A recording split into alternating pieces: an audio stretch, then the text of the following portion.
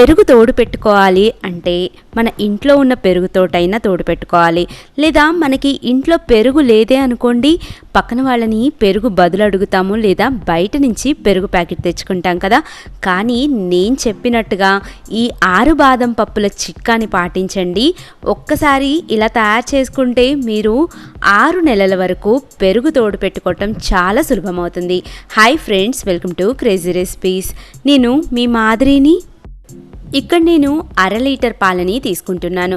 నేను ప్యాకెట్ మిల్క్నే వాడుతున్నానండి. మీరు మామూలు పాలనైనా తీసుకోవచ్చు. ఇలాగా గిన్నెని శుభ్రంగా కడుక్కోండి. కడిగిన గిన్నెలోకి ఈ పాలు మొత్తాన్ని కూడా యాడ్ చేసుకోండి.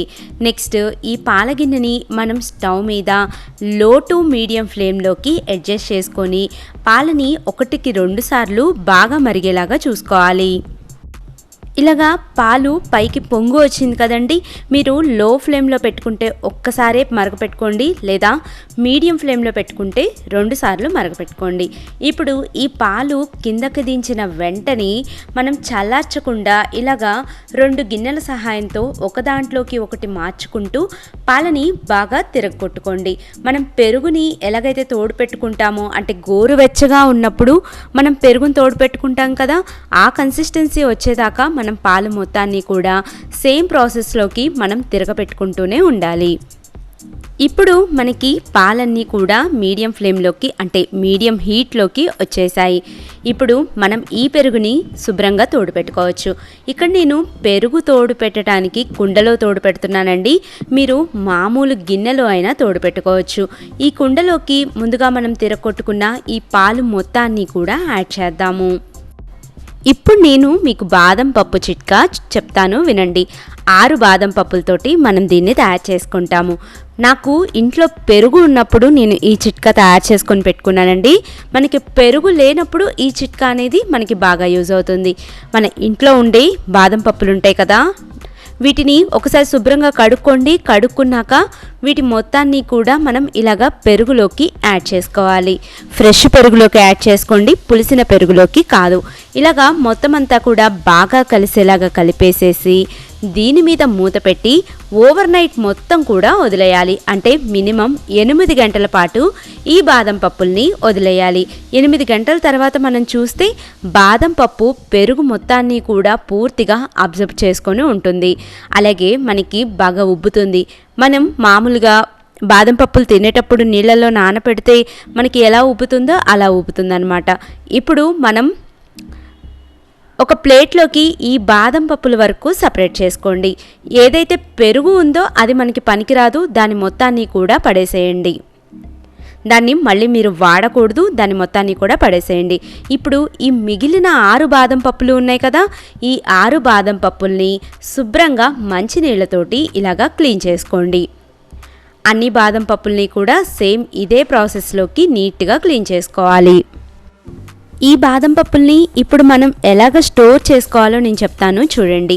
ఈ 6 బాదం పప్పుల మీద ఉన్న నీళ్ళ తడి, అంటే ఈ తేమ మొత్తాన్ని కూడా మీరు ఒక టిష్యూ పేపర్ సహాయంతో కానీ, లేదా ఒక పొడి క్లాత్తో కానీ మొత్తం కూడా తేమ అనేది, తడి అనేది లేకుండా శుభ్రంగా తుడుచుకోండి.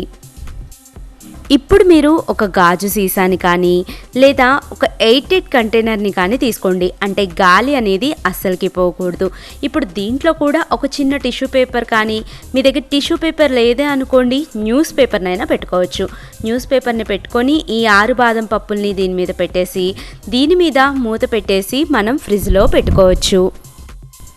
ఇలాగా మనం బాదం పప్పుల్ని ఫ్రిడ్జ్లో పెట్టుకొని, మన ఇంట్లో పెరుగు ఉండదు కదండి, అలాంటి టైంలో మనం ఉపయోగపెట్టుకోవచ్చు. నాకు ఇప్పుడు పెరుగు లేదు ఇంట్లో తోడు పెట్టడానికి. నేను ఇప్పుడు ఈ బాదం పప్పుల్ని 6 ఉన్నాయి కదా, ఈ 6 బాదం పప్పుల్ని తీసుకొని ఈ పెరుగులోకి డైరెక్ట్గా వేసేస్తున్నాను. మామూలుగా మనం పెరుగుకి తోడు ఎలా పెడతామో అలా చేసుకుంటే సరిపోతుంది. ఇలాగా బాదం పప్పులు మొత్తాన్ని కూడా మనకి గోరువెచ్చగా ఉన్నప్పుడు మొత్తాన్ని కూడా దీంట్లోకి యాడ్ చేసేసుకోవటమే.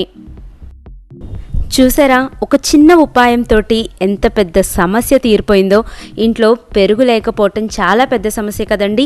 ఇలాగ రాత్రిపూట తోడు పెట్టుకొని తెల్లారి మనం చూసినట్లయితే చక్కగా పెరుగు గట్టిగా తోడుకుంది. చూసారా, మనకి నార్మల్గా పెరుగు ఎలాగైతే తోడుకుంటుందో సేమ్ టు సేమ్ అదే ప్రాసెస్లో తోడుకుంది. ఇప్పుడు మీరు పెరుగు ఇలాగ గెరిటెతో తీసేటప్పుడు బాదం పప్పు వచ్చిందనుకోండి, దాన్ని పక్కన పెట్టేసుకోండి. పక్కన పెట్టేసి నేను ముందుగా ఎలాగైతే మీకు శుభ్రంగా కడుక్కొని ఆ బాదం పప్పుల్ని మరలా మీరు ఫ్రిడ్జ్లో పెట్టుకున్నట్లయితే మన ఇంట్లో పెరుగు లేనప్పుడు 6 నెలల దాకా ఈ చిట్కాని మనం ఉపయోగించుకోవచ్చు. ఈ వీడియో మీకు అందరికీ నచ్చిందని అనుకుంటున్నాను. అయితే ఒక లైక్ చేసి మీ ఫ్రెండ్స్ తోటి, ఫ్యామిలీ మెంబర్స్ తోటి కూడా షేర్ చేయండి. మరిన్ని లేటెస్ట్ వీడియోస్ కోసం క్రేజీ రెసిపీస్ని ఫాలో అవ్వండి, సబ్స్క్రైబ్ చేయండి. Thank you. Bye bye.